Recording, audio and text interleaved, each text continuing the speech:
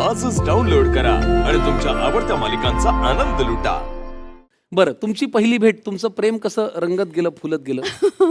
आम्ही एकमेकांचे फार चांगले मित्र होतो. अच्छा. नाशिकमध्ये कला क्षेत्रामध्ये मी नाट्य संस्थेचा एका भाग होतो. सुखद एका नृत्य संस्थेचा भाग होते आणि त्याच्यातून ते नृत्य नाट्य आम्ही बऱ्याचदा एकत्र केली जायची. अर्थात आम्ही कधी काही एकत्र केलं नाही.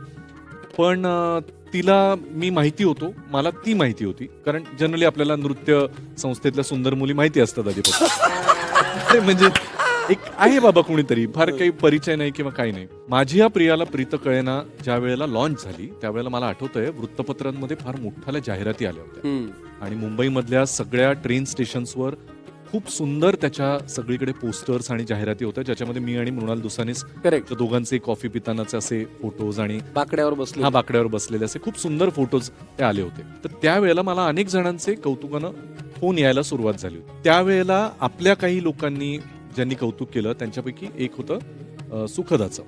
सोशल मीडियावर तिने कुठून तरी मला शोधलं असेल किंवा माहिती असेल, तिने मला पाठवलं एक मेसेज की मला आणि माझ्या आईला तुझा खूप अभिमान वाटतो.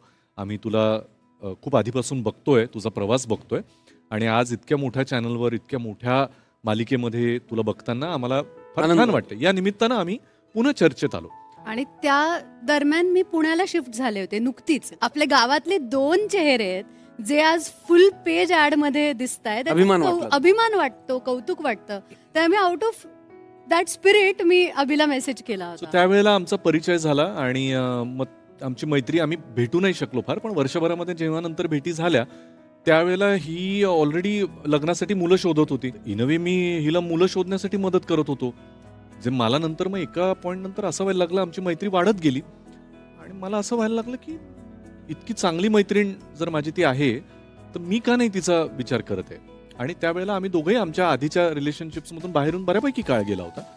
तर त्यामुळे मला जरा असा तो विचार डोक्यात आला, पण जरा मी साशंक होतो की तिला आवडेल न आवडेल, अचानक असं कसं विचारायचं. म्हणून आम्ही पुढच्या वेळेला जेव्हा भेटलो तर मी अगदी तिला माझ्या मनातला विचार सांगितला की म्हणलं हे बघ, मला असं वाटतं आपण एवढे चांगले मित्र आहोत, आपल्या बऱ्याच गोष्टी जुळतात, पुढेही जुळतील, तर मला असं वाटतं की आपण लग्नाचा विचार करायला काही. एक मिनिट, हे इतकं त्यांनी व्यवस्थित काहीच नाही सांगितलं. चहा आणि प्रपोज असं काहीतरी झालं. चहा पितोय, टोस्ट असा मी चहात बुडवून खातीये.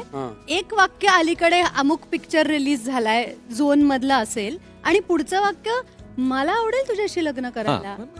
आणि मी असं म्हणेपर्यंत, म्हणजे आता मी काय उत्तर देणं अपेक्षित आहे का हात, ह्याच्यानंतर तो पुन्हा चौथंच बोलायला लागला होता. म्हणजे या मुलीने काय करणं म्हणजे अपेक्षित आहे की आता मी उत्तर देऊ का नको देऊ. हा सिरियस होता, हा गंमत करत होता.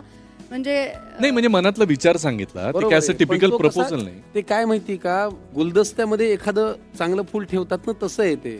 हे घडलं मुंबईत. मी एका मालिकेच्या ऑडिशनसाठी आले होते तेव्हा मी परत गेले.